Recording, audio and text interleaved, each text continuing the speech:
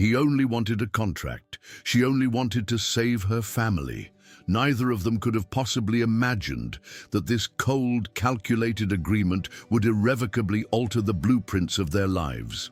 Watch until the end, because this is no ordinary love story. Before we continue, we ask you to support our channel by liking this video and subscribing. Your participation is essential for us to keep bringing you captivating stories like this one. The air inside the penthouse conference room of Finch Construction, perched atop a monolithic skyscraper in the heart of Manhattan, was a climate unto itself, chilled, still, and rarefied. It was a self-contained ecosystem, hermetically sealed from the humid, chaotic symphony of New York City 60 floors below. This was a realm where silence was currency, and every word spoken was a calculated move on a grand corporate chessboard. At the head of a sprawling obsidian table that mirrored the tense faces of the city's most formidable real estate magnates sat Alastair Finch. At 35, he was the very personification of success in its most ruthless and solitary form. Heir and CEO of an empire built on steel, glass, and a reputation for efficiency that bordered on the merciless, Alastair was a man accustomed to the world bending to his will. His suits were bespoke from Savile Row, his shoes were polished to a mirror shine, and his expression was a carefully maintained mask of control and impenetrable distance. To Alastair, emotions were liabilities, vulnerabilities that compromise the pure, cold logic of business.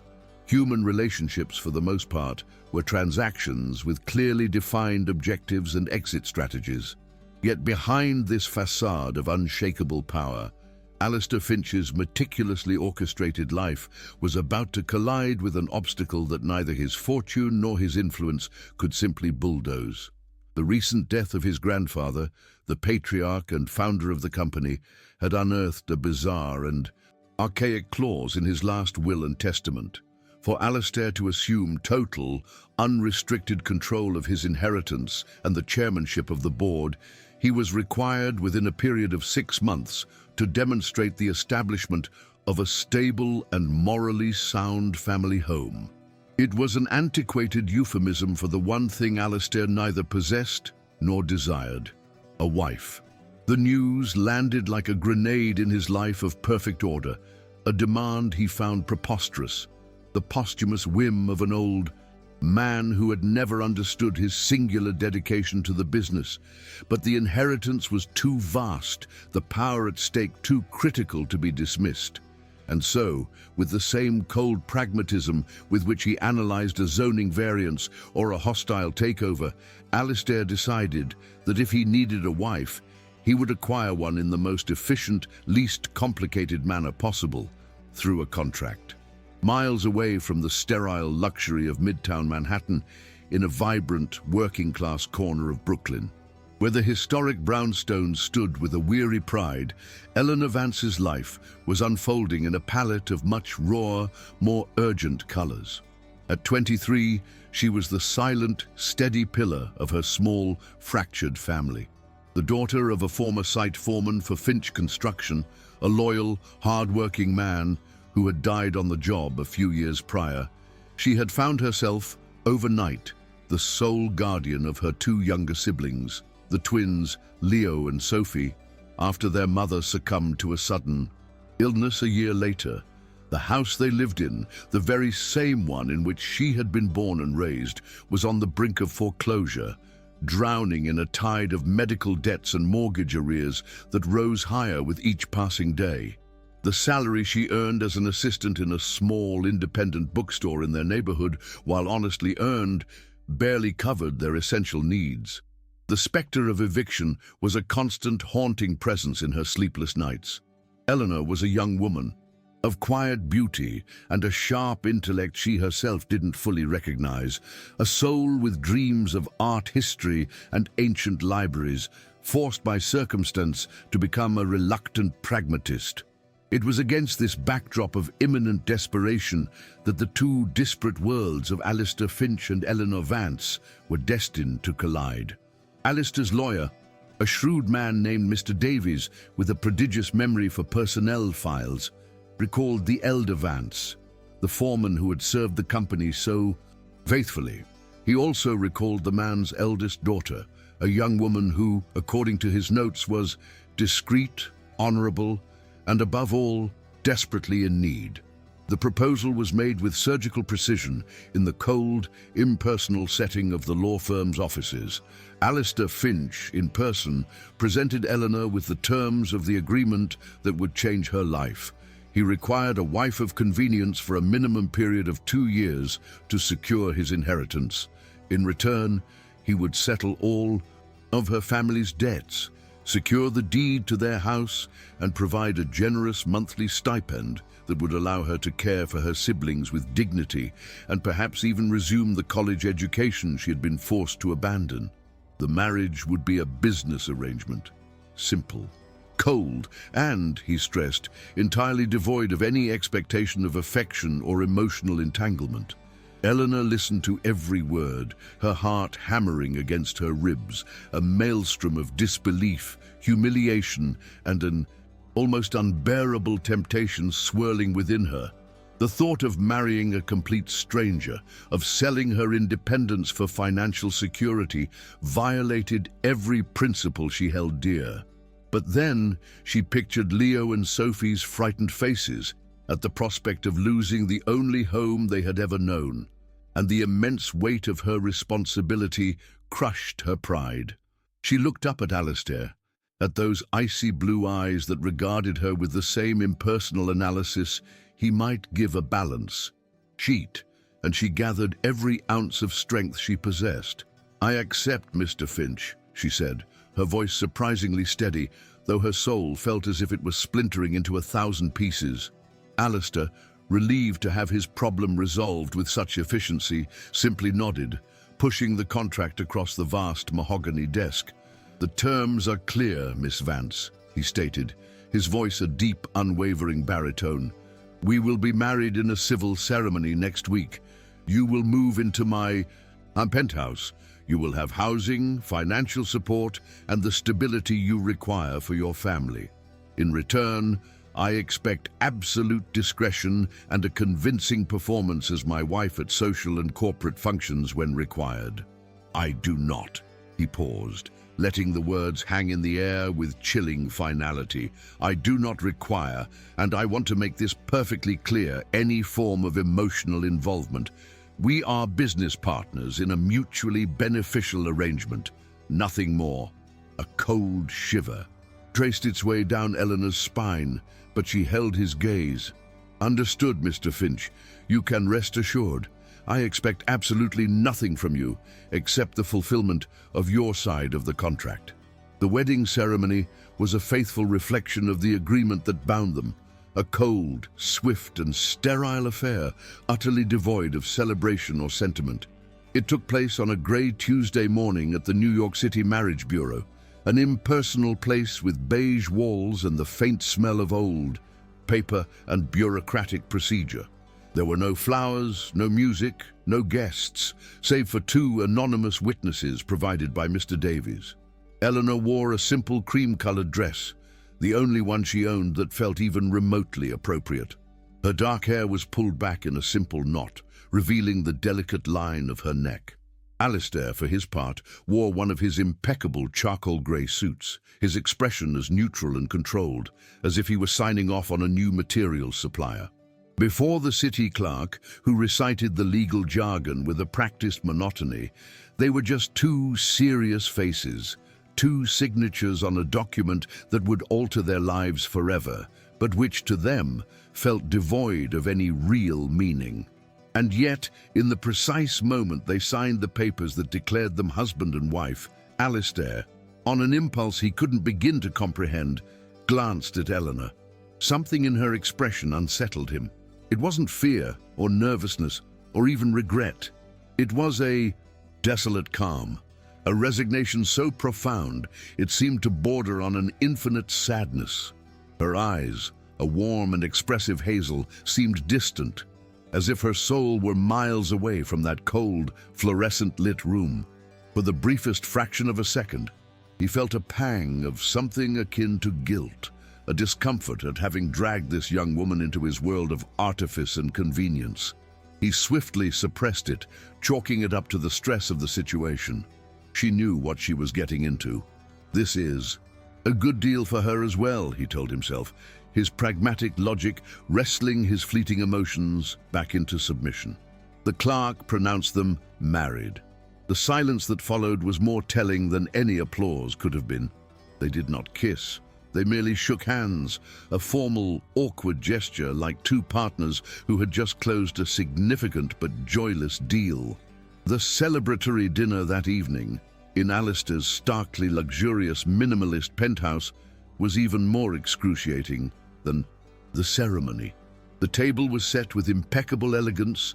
The meal, prepared by a private chef, was undoubtedly exquisite, and the view of the glittering city skyline was breathtaking. But the silence between them was a heavy, suffocating blanket. Eleanor barely touched her food, feeling like an intruder in this world of opulent sophistication that was not her own. Alistair, in turn, felt strangely ill at ease in his own home, unsure of what to say or how to act in the presence of this young woman, who was now his wife, yet remained a complete and enigmatic stranger. He attempted to make small talk about the weather, the food, but Eleanor's replies were polite, monosyllabic, and distant. "Would you like anything? More wine, perhaps?" he asked, trying to break the oppressive quiet. "No, thank you, just some water, please," she replied, her voice soft, almost a whisper. Feeling the futility of it all, he tried to offer a kind of pragmatic comfort. "Look, Eleanor, I know this is all strange and sudden, but we'll get through it. It's only for a while. 2 years will pass quickly. Then we can both get on with our lives." His words, intended to be reassuring, only served to reinforce the cold, transactional chasm that separated their worlds. She simply nodded, her eyes never leaving her plate, her heart aching with a loneliness that felt even more acute in his company than it ever had in her own modest home. To maintain appearances and justify the sudden union before the board and new York society, Mr. Davies had insisted on the necessity of a honeymoon, a trip that would serve as a smokescreen for the true nature of their marriage. The destination chosen for its remote beauty and distance from prying eyes was the San Juan Islands in Washington state, a world away from the relentless energy of Manhattan. They checked into the most exclusive resort in the region, into a presidential suite complete with a stone fireplace, a private deck, and a spectacular sweeping view of the Puget Sound. Officially, they were two newlyweds on a romantic getaway. In reality, they were two strangers sharing an enormous space, each confined to their own side of the suite, separated by an invisible wall of silence and awkwardness. On the first night, while Alistair sat at a desk, his face illuminated by the glow of his laptop as he dealt with some urgent business matter, Eleanor emerged from the bathroom after a long, nerve-calming shower. She was wearing a simple, white cotton nightgown she had bought for the trip, the only thing she owned that felt even remotely feminine. Her bare shoulders and the soft simplicity of the fabric highlighted her natural beauty and her youth. Alistair looked up from his screen for a moment, and the sight of her sent an unexpected jolt through his chest. She was beautiful, in a pure, unpretentious way that completely disarmed him. He froze, unsure what to say, feeling a pull of attraction that was not stipulated anywhere in there. Contract, Eleanor, noticing his intense gaze, blushed furiously, suddenly feeling exposed and vulnerable. The tension in the lavish suite became almost unbearable. Eleanor knew this was a pivotal moment, a turning point that could define the tone of their forced cohabitation for the next 2 years. She didn't want him to see her as just another woman he might be accustomed to, someone who might interpret this trip as an invitation. She had to be honest, to set her boundaries, to protect what little was left of her integrity. Before he could speak, before any misunderstanding could take root, she looked him directly in the eye, vulnerability and determination warring in her expression. "Alistair, she said, using his first name for the first time, her voice low but firm. "I know that you don't love me. I understand the nature of our arrangement perfectly. And it's because of that, because I know there are no feelings involved, that I felt I had to tell you something very personal. So there are no mistakes." He listened in silence, his curiosity piqued, a strange apprehension building in his chest. I've never been with anyone before, Alistair. Not in this way." The silence that followed her confession was absolute, broken only by the crackle of the logs in the fireplace. The revelation landed on Alistair like an avalanche. He swallowed hard, trying to process the information. You're telling me you're a virgin?" he asked, his voice hoarse, almost a whisper. Disbelief etched across his features. Eleanor simply nodded, her hazel eyes locked on his, holding his gaze with a courage that astonished him. "And I don't expect you to feel obligated to do anything because of it. Truly, I can sleep on the sofa. It's no problem at all." Her words, her raw honesty, her vulnerable dignity, and her concern not to make him uncomfortable did not provoke the cynical or opportunistic reaction she might have feared.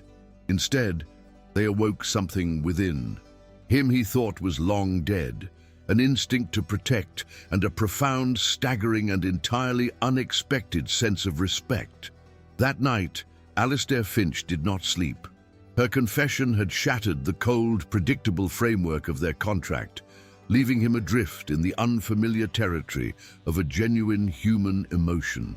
Alistair Finch spent the remainder of that first night in the San Juan Islands in a state of wakeful turmoil. He sat in an armchair on the private deck, the cold, salt-laced air of the Pacific Northwest wrapping around him, a stark contrast to the unfamiliar heat that had kindled in his chest. The confession she had made, whispered into the quiet, firelit space between them, had been a seismic event. It had not been a plea or a manipulation. It had been a statement of fact, delivered with a courage that he found both terrifying and magnificent. His entire life had been constructed around predictable outcomes, on mitigating risk and quantifying assets. Eleanor Vance, he was beginning to realize, was an unquantifiable variable. Her innocence was not a liability to be managed, as his cynical mind might once have concluded, but a treasure that he, in his cold pragmatism, was entirely unworthy of. The phrase she had used, "I know you don't love me," echoed in his mind, not as an accusation, but as a simple, painful truth that for the first time he wished was a lie. He, a man who viewed the world as a series of transactions, felt as though he had just been handed a sacred artifact, with no instruction manual on how not to shatter it. The next morning, exhausted from a night of introspection, Alistair stepped out onto the deck to find Eleanor already awake. She was curled in a chair, a thick grey sweatshirt swallowing her small frame, her dark hair tied in a messy knot from which rebellious strands escaped. She was not reading, as he might have expected, but was sketching in a small, worn notebook, her brow furrowed in concentration as she tried to capture the silhouette of the distant, mist-shrouded mountains. Without the subtle armor of her formal dress from New York, she looked even younger, more real. There was a serene authenticity to her, a stark, breathtaking contrast to the world of polished surfaces and curated personas he inhabited. In that moment, she seemed utterly unreachable, not because of arrogance, but because she belonged to a universe of quiet integrity he felt he had lost long ago. Later that day, in a strained attempt to shatter the thick ice of their cohabitation, he suggested a walk along the pebbled shoreline that bordered the resort. The setting was one of staggering beauty. The deep, steel-blue water of the Sound, the snow-capped peaks of the Olympic Mountains in the distance, the wind whispering through the towering Douglas firs. They walked in silence, side by side, yet a world apart, each lost in their own thoughts. It was then that Alistair Finch did something completely irrational, an act entirely contrary to his controlled nature. He reached out, his hand hesitating for a fraction of a second in the space between them, and gently took hers. The contact, his skin against her soft, cool hand, sent an electric current through his entire body, a sensation so potent and unfamiliar it nearly made him gasp. Eleanor froze, her body instantly tensing, her wide hazel eyes flying to his face in surprise. She looked down at his large hand enveloping hers, then back up at his face, searching for an explanation. He stopped walking and turned to face her, his blue eyes, for the first time, stripped of their usual authority, now vulnerable, almost pleading. "May I?" he murmured, his voice hoarse. The simple question was laden with a meaning that went far beyond the act of holding her hand. He was asking for permission to cross the chasm between them, to step, even for a moment, into her world. Eleanor, seeing the raw sincerity in his gaze, felt her defenses begin to crumble. She closed her eyes for a heartbeat, a gesture of surrender, of trust, and gave his hand the faintest squeeze of assent. And then, with the delicacy of a man touching something sacred, terrified of breaking the spell, Alistair leaned in and kissed her. It was a soft, tentative kiss, devoid of the urgency of passion, but filled with the profound depth of discovery. It was a question, not a demand. And for Alistair, it felt like the first real kiss of his life, the only one he had ever given with his heart. That single kiss on the shores of the Puget Sound was a watershed moment, the breaking of a dam that held back a torrent of unspoken feelings and startling discoveries. The dynamic between them shifted irreversibly. The initial awkwardness gave way to a burgeoning curiosity, an unexpected complicity, a genuine desire to know the person who existed beyond the clauses of their contract. Alistair, the man who prided himself on his ability to read people and anticipate their moves, realized with a sense of awe that Eleanor Vance was a far more complex and fascinating puzzle than any corporate merger he had ever navigated. She was an entire universe of contradictions. He discovered, for instance, her passionate, almost academic love for Greek mythology. One evening, she explained the tragedy of Icarus, not as a simple fable about hubris, but as a metaphor for the reckless ambition she'd read about in the business pages describing men like him. They mistake the wax wings of capital and influence for their own innate ability to fly, she said quietly, her insight striking him with the force of a physical blow. He found himself captivated, listening for hours as she spoke with an intelligence and passion that humbled him. He also discovered her profound sensitivity, the way her eyes would well up with tears while watching a documentary about migrating whales moved by their ancient, mysterious journey. Alistair, the man who had built a fortress around his own heart, felt himself increasingly disarmed by the purity and intensity of her emotions. He started to find himself smiling for no reason, a strange, unfamiliar stretching of muscles in his face whenever he heard her humming an off-key folk song while making coffee, or when he'd find her lost in thought, staring out at the sea with a dreamy, distant look. He was discovering, to his utter astonishment, that the company of this woman, whom he had hired to be a silent, functional presence, was the only company he truly craved. The approach between them, which began with that hesitant kiss, became an intense and inevitable gravitational pull in the days that followed. The wall of silence and formality crumbled completely, replaced by a burgeoning intimacy, by shared laughter that echoed in the vast suite, by conversations that stretched late into the night, and by silences that were no longer awkward but comfortable, filled with a mutual understanding that transcended words. One night, as they sat before the crackling fireplace, the flames casting dancing shadows on their faces, Alistair watched her for a long time before speaking, his voice thick with an emotion he couldn't name. "Eleanor, how is it possible? How can you be so fiercely intelligent and yet so open-hearted? So strong and yet so vulnerable? It's a combination I've never encountered." She offered him a small, knowing smile, one that was now more confident, more luminous. She met his gaze with those hazel eyes that seemed to read his very soul. Perhaps, Alistair, it's because you've finally stopped looking at me as a clause in a contract. Perhaps you've started seeing me as a person. Her answer once again struck him with the simple force of truth, making him realize how blind he had been for so long, not just to her, but to himself. Desire, a force Alistair had always believed he controlled with the same cool detachment as his stock portfolio, began to awaken in him in an overwhelming and entirely new way. It was not merely a physical want for her beauty, for the softness of her skin or the sweetness of her lips. It was a deeper craving, a hunger for her soul, her mind, her essence. He wanted all of her in a way that both terrified and consumed him. On a particularly melancholic rainy night, when the sound of the storm lashing against the windows seemed to echo the turbulence of his own feelings, he found her in the living area, curled on the sofa reading, wrapped in a blanket. He had just come from the bedroom, shirtless, and the sight of his bare chest in the soft lamplight made Eleanor's breath catch in her throat. He approached her, sat beside her, and in a gesture that mingled raw desire with an infinite tenderness, he gently pulled her closer, burying his face in her hair and inhaling her scent.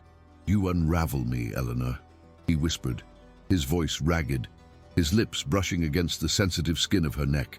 "You disrupt every thought, every certainty I've ever had." She trembled, her body responding instinctively to his proximity, but he did not press further. Instead of taking what he wanted, as had been his custom his entire life, he hesitated. He waited. He looked into her eyes, searching for permission, for a signal, for an invitation. He wanted her surrender to be a choice, not a consequence of his desire. Eleanor, sensing his hesitation, the delicacy of his want, the profound respect in his gaze, felt the fear that had shadowed her for so long begin to dissipate, replaced by an equally powerful longing. It was a longing to feel, to surrender, to experience everything that life and love had to offer. She knew this man, with all his contradictions and scars, was different. He saw her. He respected her. He wanted her not just as a body, but as a soul. And that changed everything. Her voice soft but firm, she placed a hand on his chest, feeling the frantic, powerful beat of his heart. "Alistair," she began, "if this is ever going to happen between us, if I am ever truly going to be yours, it has to be because you love me, not because you feel responsible for me, not because our contract brought us together, and not because you feel you owe me something. It has to be for love, and you're not there yet." He stared at her, his blue eyes gleaming in the dim light, and a question escaped his lips. A question that was both a confession and a plea. "And what if I am falling in love with you, Eleanor? What if I love you precisely because you have taught me how to feel again?" A shy, knowing smile, full of a newly discovered wisdom, illuminated Eleanor's face. "Then," she whispered, tracing the line of his jaw with her fingertips, "then, my dear Alistair, I will wait. I will wait for as long as it takes for you to be sure that it's only for love." And that night, they fell asleep in each other's arms on the sofa, to the sound of the rain and the crackling fire, wrapped in an intimacy that was far more profound and meaningful than any physical act could ever have been. Their return to New York City marked the beginning of a new, challenging phase of their relationship. The atmosphere in Alistair's penthouse and in the corridors of Finch Construction changed palpably. Employees, accustomed to their cold, impatient, and distant CEO, began to notice subtle but significant shifts in his behavior. He was less abrupt. He listened more intently in meetings. He was occasionally seen smiling. He seemed, somehow, more human. Eleanor, in turn, transitioned from the ghost wife no one had seen to the mysterious wife, the enigmatic woman who had inexplicably melted the ice around Alistair Finch's heart. He began to include her in his world, not just as a decorative accessory at galas, but as a valued confidant. He started asking for her opinion on architectural designs, listening to her ideas about the company's social responsibilities, valuing her unique, untainted perspective. He was, in fact, weaving her into the very fabric of his life. This new dynamic, however, brought with it new and complex internal struggles, especially for Eleanor. The transition from her simple, anonymous world to Alistair's universe of immense wealth and power was dizzying and at times terrifying. During an elegant dinner in their own home, the table set with a level of sophistication that still intimidated her, she watched him from across the table, so perfectly at ease in his role as a titan of industry. A painful doubt pricked at her heart. "Alistair, tell me the truth. Is any of this real?" she asked suddenly, her voice low, laced with an insecurity she tried to hide. He looked at her, surprised by the question. "Real? Of course it's real, Eleanor. What makes you doubt it?" "I don't know," she confessed, her gaze falling to the intricate pattern on her plate. "Everything is just so fast, so intense. Sometimes I feel like I'm living in a fairy tale, and at any moment I'm going to wake up back in my old life. And sometimes I still wonder if what you feel for me is real love, or just a beautiful story you're telling yourself to fill a void you've had for a very long time." He rose from his chair, rounded the table, and knelt beside her, taking her hands in his. "Eleanor, look at me. Do you still think I don't love you?" She met his gaze, her own eyes shimmering with unshed tears. "I think you want to love me, Alistair. I think you're trying with everything you have, but I'm not sure you truly know how to do it yet. Not without your armor, not without your fear of getting hurt. And I'm terrified," she whispered, her voice cracking. "I'm terrified that when you finally learn how to open that door you've kept locked your whole life, I won't be the person you want to see on the other side." Her words, filled with a painful wisdom and a sharp, devastating perception, hit him with the force of a truth he hadn't yet dared to admit, even to himself.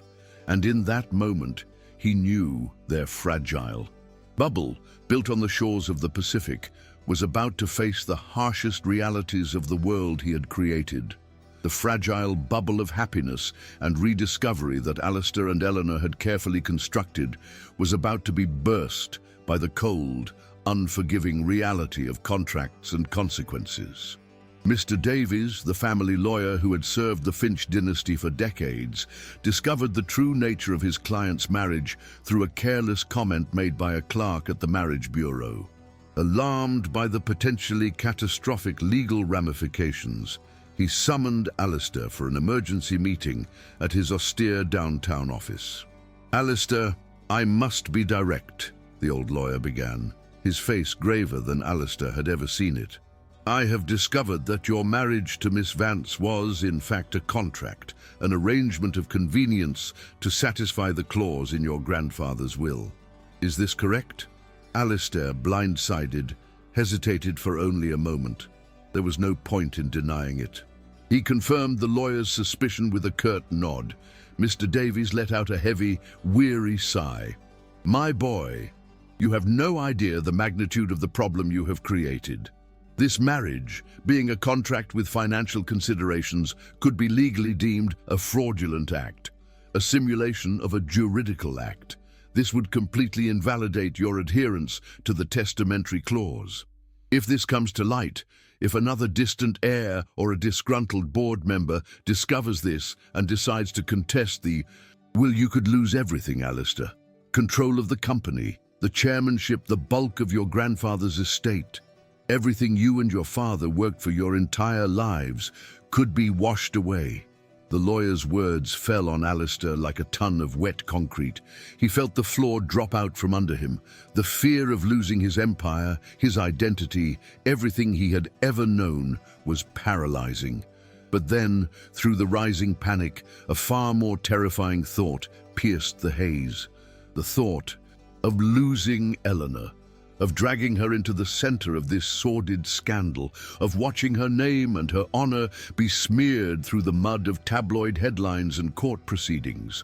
And for the first time in his life, Alistair Finch realized that while the thought of losing his empire was agonizing, the thought of losing Eleanor was simply unbearable. In that instant, a wild impulse seized him to let it all go, to renounce the inheritance, and to run away with her to some quiet corner of the world where they could live in peace. But the impulse was quickly suffocated by a lifetime of conditioning. Tormented by fear and pressure, the cold, strategic part of his brain took command. He made the decision that, in his panic-distorted mind, seemed like the only way to protect her. He had to sever her from his life before the impending implosion engulfed her too. With his heart shattering into a million pieces, but his face set into a mask of ice, he confronted her that evening. The conversation was brutal, swift, and unilateral. He gave her no room to argue, no chance to understand.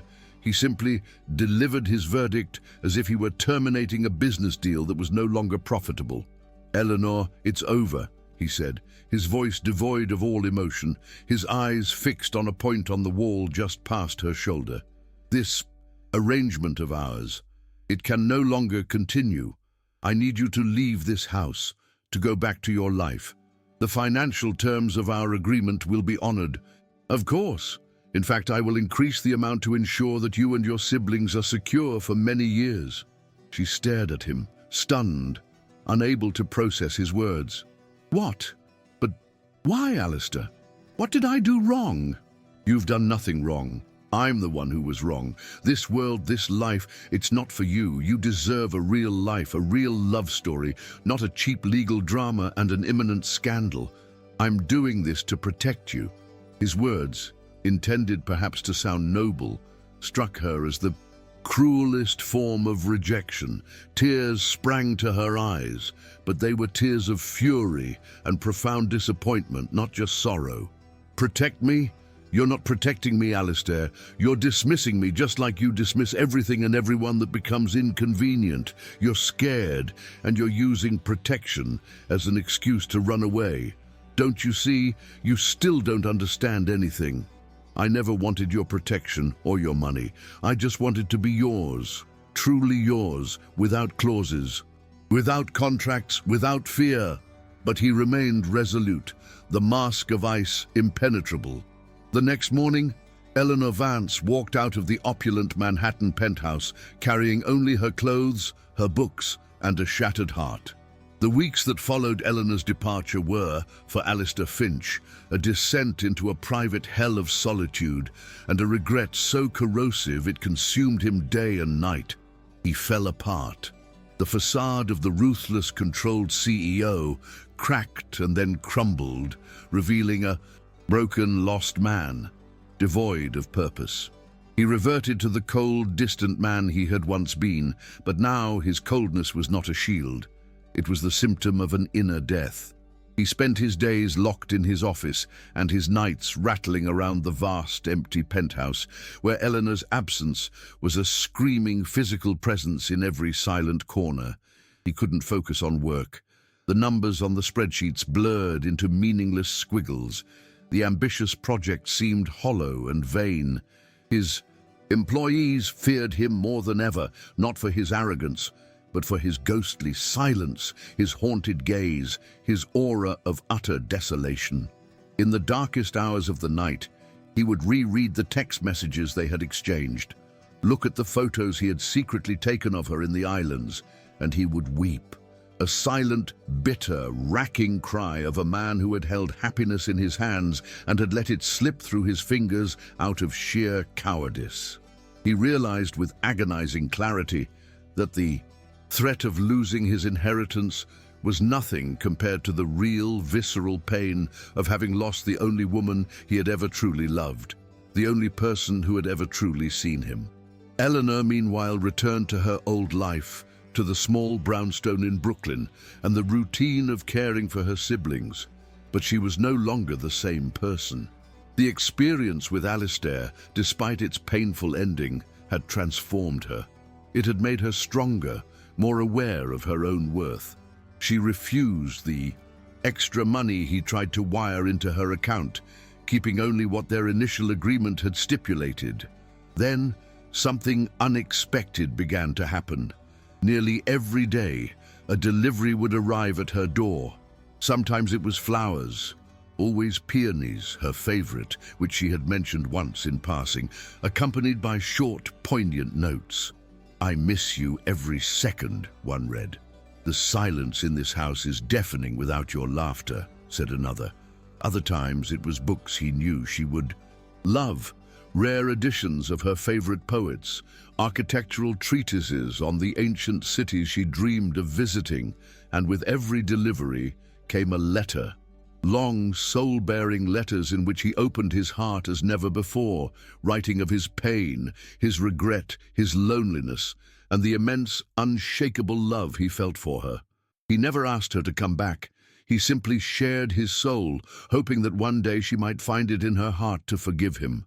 And with every letter, with every peony, with every book, Eleanor's wounded heart slowly began to heal, began to believe that his love, after all, had been real, and that perhaps, just perhaps, there was still hope for them. After 2 months of self-imposed exile and this silent, epistolary courtship, Alistair finally summoned the courage he had lacked. He knew that words and gifts were not enough. He needed a grand gesture, an irrefutable act that would prove the depth of his transformation and his love. And he knew exactly what he had to do. On a bright Saturday morning, he appeared on Eleanor's street in Brooklyn, not in his chauffeured Mercedes, but on foot, having taken a taxi from Manhattan. And he was not alone. Flanking him were his lawyers and the community organizers from a neighborhood project he had previously stalled, a project Eleanor had once criticized for its lack of heart. In his hands, he held not flowers, but a large portfolio. He waited for her to emerge from her house. When she finally appeared, her face a mask of confusion and surprise, he walked towards her, and then, to the utter astonishment of the neighbors watching from their windows, Alistair Finch knelt on the dusty concrete sidewalk in front of everyone. He was wearing the same impeccable charcoal grey suit he had worn on that cold, sterile day at the marriage bureau. "Eleanor Vance," he said, his voice thick with emotion but steady, his eyes locked on hers. "I know I don't deserve your forgiveness. I know I hurt you in the worst possible way, but I am here today on my knees, not to ask you to come back to my life, but to invite you to build a new life with me, a life with no contracts, no clauses, no fear, a life based only on the one thing that truly matters." He opened the portfolio and showed her the new project plans, the ones that now included a community library, a public green space, and truly affordable housing. "This is my first act as the man you taught me how to be, and now I want to make the most important proposal of my life. Eleanor, will you marry me again? But this time for real. No lawyers, no inheritance, no secrets, just love." Eleanor stared at him, tears streaming freely down her face, her heart hammering against her ribs, a whirlwind of disbelief, joy, and a love that finally felt free to overflow. She couldn't speak. She just ran to him, still kneeling on the sidewalk, and threw her arms around his neck, holding him in an embrace that contained all the forgiveness, all the longing, and all the hope in the world. He wrapped his arms around her, burying his face in her hair, inhaling the scent he had missed more than air itself. And there, in the middle of that vibrant Brooklyn street, under the curious and emotional gazes of her neighbors, they kissed. It was not the tentative kiss of discovery from the islands, nor was it a kiss of contained passion. It was a kiss of homecoming, urgent, raw, and wet with the tears of them both. A long, deep kiss that sealed a reunion, a redemption, and the beginning of a new story. "This time," she whispered between kisses, her forehead pressed against his, "this time, it's all real." And he, with a smile that finally truly reached his soul, replied, Forever real, my love. Forever. That kiss on the pavement of a humble neighborhood was the signing of the only contract that would ever matter, the only one they would need for the rest of their lives. Epilogue. The final chapter of their journey unfolds several years later in a scene that is the perfect embodiment of the love and purpose they built together. Eleanor Vance, with Alistair's unwavering support, did not just see the world, but set out to reshape it. She was about to graduate from Columbia University with a dual master's degree in historic preservation and urban planning, a brilliant fusion of her passion for the past and her commitment to a better future. Alistair, for his part, still helmed Finch Construction, but the company had been transformed under his new leadership. It was now a paradigm of socially responsible development, and the Finch Foundation, which he established, funded dozens of educational and cultural projects across the city. And they had a daughter, a 2-year-old girl with her mother's hazel eyes and her father's determined spirit. They named her Clara for the clarity and light she had brought into their world. Their home, a charming book-filled brownstone in the West Village with a leafy private garden, was a haven filled with laughter, music, and a palpable, genuine affection. The original cold paper contracts that had once dictated their lives had been symbolically torn to shreds and burned in their fireplace on their second and true wedding night. But the promises they had made to each other of love, respect, and complicity, those they kept and renewed with every passing day. On a quiet summer evening, sitting in their garden while Clara slept peacefully upstairs, Eleanor watched Alistair as he read a book under the soft glow of a lamp. A tender smile graced her lips. "You know, my love," she said softly. "Sometimes I still think about that first day at the city clerk's office with that contract. It feels like another lifetime, another story entirely." He looked up from his book, his gaze filled with a love that still made her breath catch. "That's because it was, Eleanor. It was the lifetime I had before you." She moved to sit on his lap, wrapping her arms around him tightly. "Who would have thought," she whispered in his ear, "that a marriage that began with no promise of love would end with me finding the one and only true love of my life?" And in the quiet of that New York night, under the complicit gaze of the stars, they kissed, certain in the knowledge that sometimes the coldest arrangements can give birth to the warmest feelings, and that true love has the power to rewrite any contract, to heal any wound, and to build upon the rubble of the past the most beautiful and solid of homes.